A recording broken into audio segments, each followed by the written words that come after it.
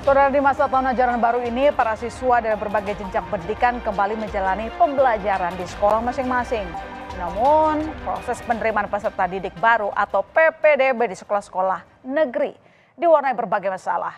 Sebagai informasi, saudara, PPDB untuk tingkat SD, SMP, dan SMA bisa melewati 4 jalur, yakni zonasi, afirmasi, prestasi, dan perpindahan tugas orang tua atau wali. Dan proses PPDB di jalur zonasi lah yang kerap timbul berbagai protes, bahkan muncul adanya dugaan kecurangan. Mengingat kuota penerimaan siswa melalui sistem zonasi paling besar dibandingkan dengan jalur yang lain.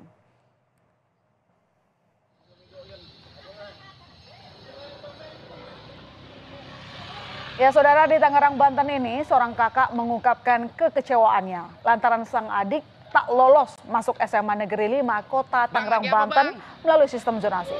Aksi protes pun dilakukan dengan mengukur jarak dari rumah ke sekolah. Sang kakak mengaku adiknya telah memenuhi seluruh persyaratan saat mendaftar ke sekolah melalui jalur zonasi. Namun kemudian gagal. Padahal menurutnya jarak rumah dengan sekolah hanya terpaut 412 meter. Sang adik pun dinyatakan lolos verifikasi. Namun beberapa hari kemudian namanya mendadak hilang dan berganti nama orang lain.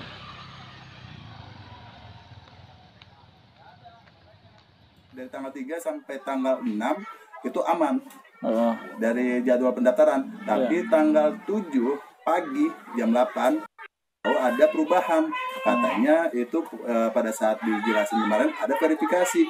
Lah kalau verifikasi sampai tanggal 7, kenapa nggak update? Setiap orang daftar itu harusnya kan update, jadi nggak perlu diverifikasi lagi dong, kan secara sistem langsung. Jadi di tanggal 7 itu hilang nama ada abang ini.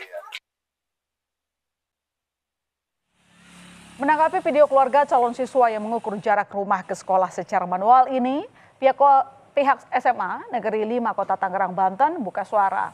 Mereka menegaskan bahwa alur proses pendaftaran calon siswa sudah dilakukan sesuai prosedur, yakni petunjuk teknis dengan berbasis sistem online.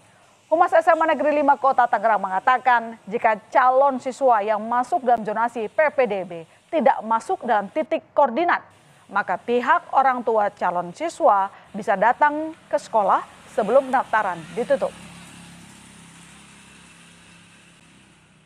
Semuanya kan bersistem ya, jadi kalau memang itu jaraknya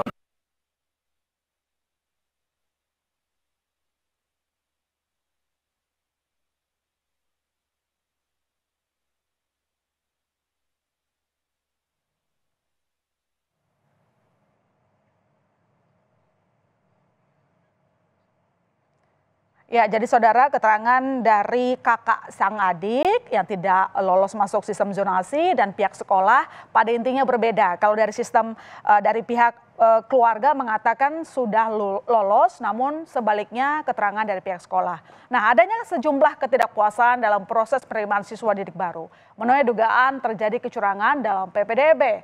Antara lain adanya calon peserta didik baru yang alamat tempat tinggalnya dipalsukan dan dibuat sedekat mungkin dengan sekolah tujuan demi bisa memenuhi syarat jalur zonasi.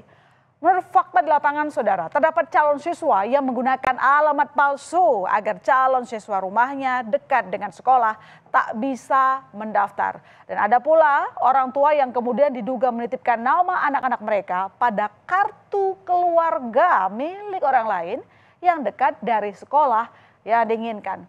Untuk mengantisipasi hal-hal itu, salah satu sekolah di Bandung menyampaikan ada satu syarat lain dalam penerimaan siswa untuk jalur zonasi, yakni sudah tinggal di alamat yang tertera minimal 1 tahun.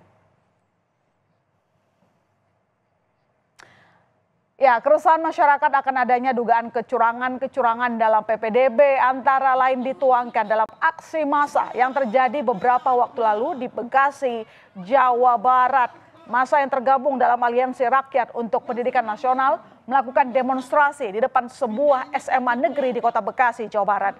Mereka menuntut pengusutan dugaan jual beli kursi di sekolah dan mafia PPDB online jalur zonasi. Selain itu, terdapat kesalahan dalam sistem PPDB online jalur zonasi terkait dengan dugaan perubahan titik koordinat alamat rumah calon siswa.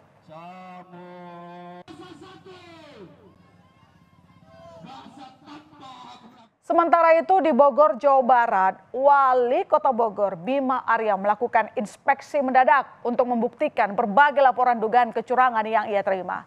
Sambil membawa daftar nama calon peserta didik baru, Bima Arya melakukan sidak di Jalan Selot, Kelurahan Paledang, Kecamatan Bogor Tengah, yang tak jauh dari SMP Negeri 1 dan SMA Negeri 1 Kota Bogor. Hasilnya ditemukan nama calon siswa pendaftar sekolah yang beralamatkan palsu. Pemalsuan alamat ini membuat calon peserta didik yang memang rumahnya dekat dengan sekolah tak bisa mendaftar karena namanya hilang. Bima juga mendatangi salah satu sekolah menengah pertama negeri di Bogor, Jawa Barat dan menemukan adanya data kartu keluarga palsu yang diserahkan oleh pendaftar.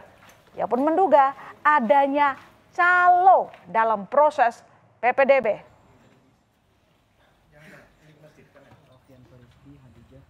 Khusus kepada inspektorat untuk menelusuri siapa saja yang bertanggung jawab sehingga terjadi pelanggaran-pelanggaran data-data kependudukan. Dari hasil sidak yang dilakukan sejak kemarin itu ada dugaan calo nggak sih Pak? Ya sudah pasti ada. Ya sudah pasti ada. Tinggal calonnya ada di mana. Saya minta inspektorat menelusuri nanti. Ya. Tim yang dibentuk berasal dari mana Pak? Apakah inspektorat, kemudian bagian pemerintahan, Dukcapil, Kadisdik, seluruh camat. Menindaklanjuti teman-teman kecurangan PPDB, tim khusus verifikasi PPDB melaporkan ada 913 pendaftar yang terindikasi curang. 763 orang sudah dilakukan verifikasi faktual dengan hasil 411 sesuai dengan 155 tidak sesuai dan sisanya masih terus dilakukan verifikasi. Saya ulangi saudara, faktual verifikasinya dengan hasil 414 sesuai dan 155 tidak sesuai. Sisanya masih terus dilakukan verifikasi. Para pendaftar yang terbukti melanggar setelah proses verifikasi akan didiskualifikasi dan diminta untuk mendaftar di sekolah swasta. Penentuan dilakukan ketika proses daftar ulang. Sedangkan Gubernur Jawa Barat Ridwan Kamil menegaskan telah menerima lebih dari 2.000 keluhan seputar permasalahan dalam proses penerimaan peserta didik baru di wilayahnya. Dan mayoritas diantaranya telah ditangani, terutama seputar jalur zonasi. Menurut Kang Emil, selama proses seleksi PPDB berlangsung, tim dari Dinas Pendidikan telah melakukan berbagai pembersihan dugaan kecurangan hingga membatalkan calon siswa yang terbukti licik. Provinsi kan sudah ada tim pengaduan tanpa banyak mungkin media liput ya. Tim pengaduan ini juga melakukan pembersihan terhadap kecurangan-kecurangan domisili yang ada di PPDB. Mungkin nanti datanya Pak Kadis menyampaikan pembatalan-pembatalan dalam proses sebelum hari yang akhir seperti apa. Cuman memang mungkin yang viral karena Pak Wali Bogor melakukan, saya apresiasi. Tapi di level provinsi sebenarnya tim pengaduan kita sudah sangat profesional melakukan koreksi-koreksi dan mudah-mudahan jadi evaluasi di masa depan juga. Dan saudara, di Bandar Lampung, Dinas Kependudukan dan Pencatatan Sipil Bandar Lampung juga menemukan kecurangan dalam proses PPDB. Kecurangan data kependudukan dilakukan saat pendaftaran jalur zonasi tingkat sekolah menengah atas. Selama pelaksanaan PPDB tingkat SMA negeri, Dinas Kependudukan dan Pencatatan Sipil Kota Bandar Lampung bertugas memverifikasi berkas kependudukan di 17 SMA negeri dan ditemukan kecurangan berupa perubahan tanggal data kependudukan. Kepala Disdukcapil menyebutkan ada pula kecurangan yang dilakukan oleh oknum lingkungan pemerintah Kota Bandar Lampung dengan cara memalsukan surat dengan mengatasnamakan pihak Disdukcapil dengan menggunakan kop dan tanda tangan palsu.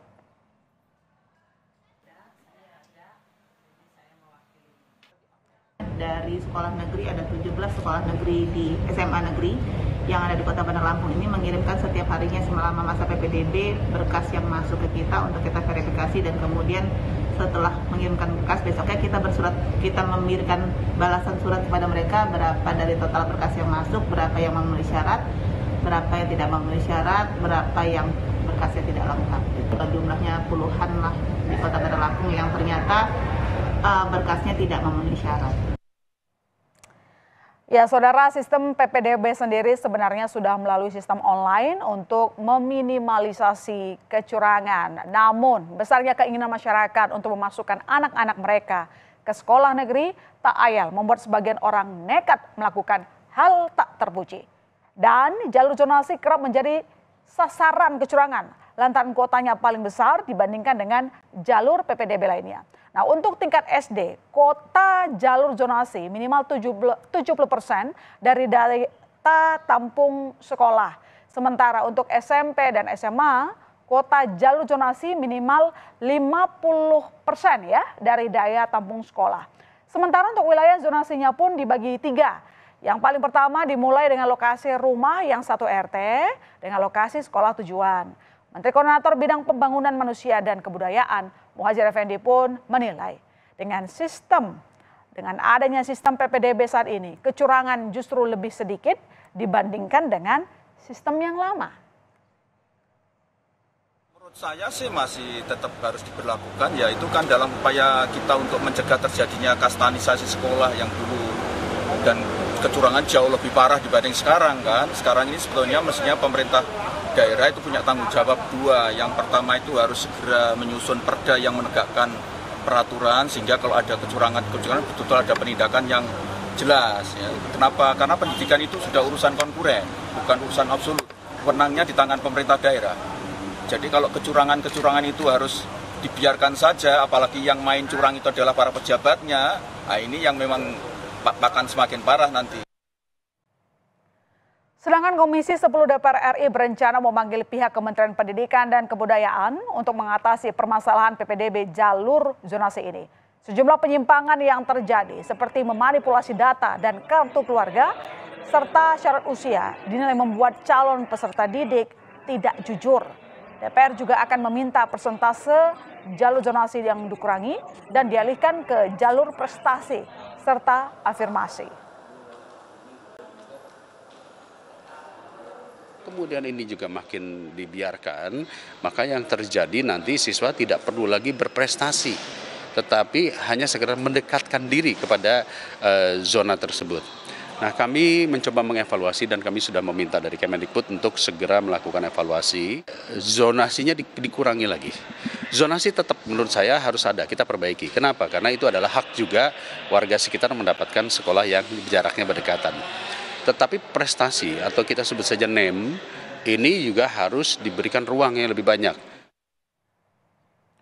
Ya, apapun keputusannya nanti dari hasil pertemuan Kemendikbud dengan DPR, yang jelas proses penerimaan siswa baru haruslah mementingkan kepentingan calon anak didik yang adil dan merata. Persoalan pemerataan fasilitas pendidikan serta kualitasnya dan juga tenaga pengajarnya juga sedianya lebih mendapat perhatian. Dengan demikian, semua anak bangsa dapat mengenyam pendidikan setinggi-tingginya dengan baik.